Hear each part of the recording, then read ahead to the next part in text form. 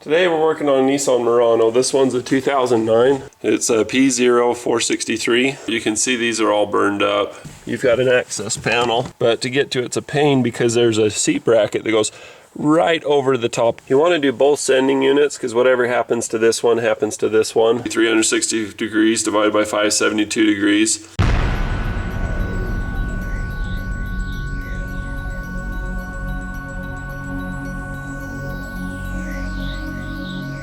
So these are the two fuel sending units. There's one for each side. It's kind of a saddle tank design. And then you've got the two, as they call them, packing. So you need two of these, and they're the same for that. But these, you can see that this one is a 1AAOD and this is a 1AA1D. It looks like they got pretty hammered. So these are the sending units. This is the one on the passenger side with a long wire and a little 2-wire plug. And on this one, you've got this guy that plugs into the top of the tank. This is on the driver's side. There's no push button, there's no release. You just pull it and it'll pop out. It does queue up. It's got a little queuing mark so that you don't get it backwards. But this one goes to the passenger side. This is a temperature sensor. And you see the little wire thing here. I'll get the other ones out and I'll show you. So I've torn this thing down far enough to where I could just take these and look at them and just see what the problem is. This is the one that was on circuit A. This is circuit B. This one was still working. This one wasn't. So we'll look at the good one first under a microscope. So this is what it looks like. You can see the wires where they attach. And you can clearly see where it shines is where the thing was making contact. I'll show you the contacts.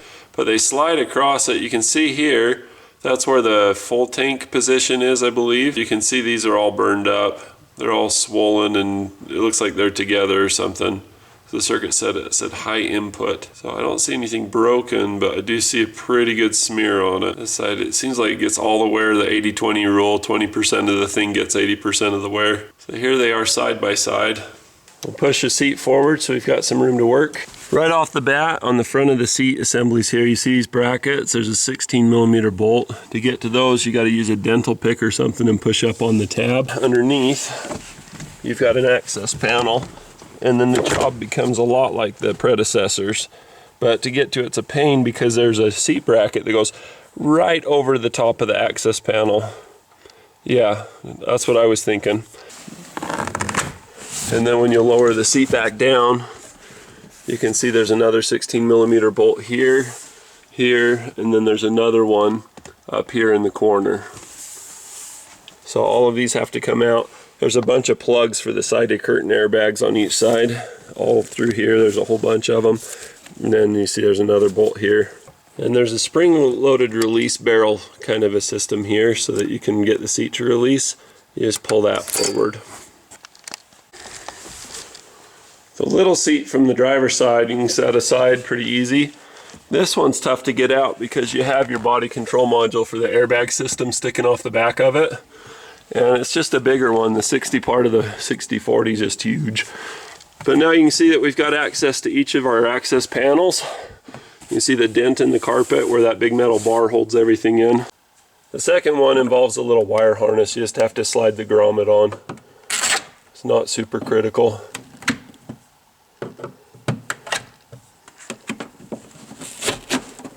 So you just lift this one up. There's a little push tab on the back of this plug here. Just push it back and then the whole thing gets out of your way. Start the vehicle and run it out of gas so that it doesn't spray and spill as much. So with the fuel sending unit unplugged, we'll start the vehicle. And it'll start and run for a little bit. And then you'll notice it'll just die in short order. And that, what that does, it just basically runs out of gas. There's no pressure on the lines when you take them off. Vroom, vroom, baby. Doing amazing for having zero fuel pressure. I'm proud of you. So the next thing we want to do is I take a little spray silicone and I'll just spray up into the connection a little bit. That ensures that our O-ring isn't going to develop a leak or a problem later. Did I mention I ran this out of gas? I totally depressurized it and you saw how much pressure is left. Imagine if I did it at full tilt. So one reason for pressure can be if it's a hot day. It's a little sunny, it's not hot. But if this has to hiss, there's no hiss. I have no idea why the heck there was so much pressure there. What a joke on me. I don't know what to tell you. I put a rag on it when you take it off. Yeah, I just put a rag on it, for crying out loud. So with this little guy, you just got to lift it up and off and then just click it back into the line. It'll save you a little time. This sticks down on the bottom side. You can hook your fuel line onto it a little bit. This one, it's like a push button on the top. So it's the same thing as the other. Twist it, push it, and then pull it back. It's outside the scope of this video on how to do this. You should get the right tool for the job. That being said, I'm a huge fan of making the right tool for the job. Basically, I traced out what the retaining ring would look like. Each of these is about 5 millimeter by 8 millimeter wide at the outside, about 5.5, 6 millimeter across here. The whole thing, all the way diameter from one end to the other, is about 16 centimeters. And you've got 360 degrees divided by 5, so each of your things is going to be 70, 72 degrees apart, and then you've got an extra margin for error with the big fat one here. You can see what I used, but basically you just have to knock it counterclockwise. Notice where this little guy is and where this one is, and you want to start with those together. So when you look at it, I've already won. I'm past all the marks. So then you just rotate it the rest of the way and it comes up. Normally the spring pressure on the sending unit will push it up all the way. Pull the sucker up. There's the sending unit we need to get to. I've got a bucket right next to it. I get up to where I'm over the metal so that I can drip on it, because there's a bunch of gas. There's like a big cup, you know, like a 32-ounce cup or whatever on the bottom, and you don't want to spill that all over the carpet here. So here's the sending unit for this side. You'll need something to get your seal cleaned back out because it's just full of dirt. And then don't forget about the packing that's on the underside. You'll want to replace that too. To get it off, you can either slide it off the bottom when you have it out of the vehicle, or you can make it an ellipse and make it stretch out lengthways and come up and over. So what that'll look like is it'll just be down in this position. You just peel it off so it's not stuck to it anymore, and then just come over the top and then push it through and get it that way. This side goes up and then it just seals up around the tank, and that little groove goes down. Remember, this is supposed to face forward to the front of the car this way. When you pull it up, it'll come up so far and it'll snag on this, at which point you need to rotate it clockwise and then lay it this way and pull it up and out. And then you can see where I've got the float aiming at me on the driver's side of the car. It'll drain out a lot better. You can get it to spill away so that you're not such a mess. You can see the other side, when I tug this one, it moves too. They're connected by the fuel line and then that blue wire. That temperature sensor just clips into the bottom there.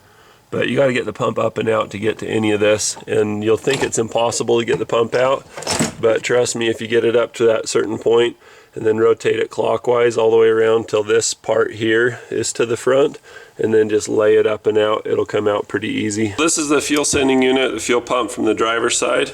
This is where all the action is. Now, like I say, on this plug, you don't have to push anything, you just pull it down. All the wires are going to be connected into here, and then again down where your sensor is at the base, there's a little hook. All the black wires go through around here for the other side. So the way this is retained is there's a little hole in the bottom and there's a little clip. So if you can, push up on the clip, but good luck with that. Basically it's made to go in, it's not made to be coming out again. Pop this guy out and that'll give us access to get the other part out. So now with all that, I didn't have to break anything to get there, but you can see this little clip right here is what holds it. And then you can slide this out. When the new one goes in, it's not a big deal. The new one, you just put it to where it goes, just click it in. But to get the old one out, like I say, you can try pushing from up here, but I mean, it's like picking a lock. You'll go to either side of it and have terrible time before you hit middle and get the sucker to come out. Getting the new one in is a piece of cake, like I say. Just slide it in from the side until you get your click noise. So you got a little thing to have all your wires retained in right here. Put that in, click this one in here, click your sensor in there, and you're good to go. I would wait to click this in until you're in the vehicle or have the hose connected. So otherwise you're trying to pull on this and you don't want to break that off. Anyway, that's the new sending unit. Let's do it again, that was fun. So I got it out without spilling a drop. Perfect. It's hard to get it out because you're flexed between this guy, which is a little flexy, and then this guy, but you're just like right up against that. So if there's anything you can do to flex and get this one to come up first or this one to come out first, and then come up, it's a little easier. And then of course you want a bucket right underneath of it to catch it, or else it's going to spill everywhere. Observe the way that that's wrapped around. That's going to help you to get this thing fished through to the other side. Fishing it through is easy if it's wrapped around. There's not like a teeny little tunnel like on the Corvette. It's not bad. Just unwrap it. You see you've got a little retention clip right here at the bottom. You got a little clip at the top. Forget about it. I'm pushing with this finger and this finger, opposite directions. Get this guy pushed down in, get it to go. Swap out for the new one. This little clip goes onto this side, so it does go this way. So go like this, clip it on there, and then just wrap it around the tube a million times. So that can't go anywhere because I'm going to be pushing that through the tank. I don't want that to fall off and create problems down the line. All right, we're ready to go back in the tank.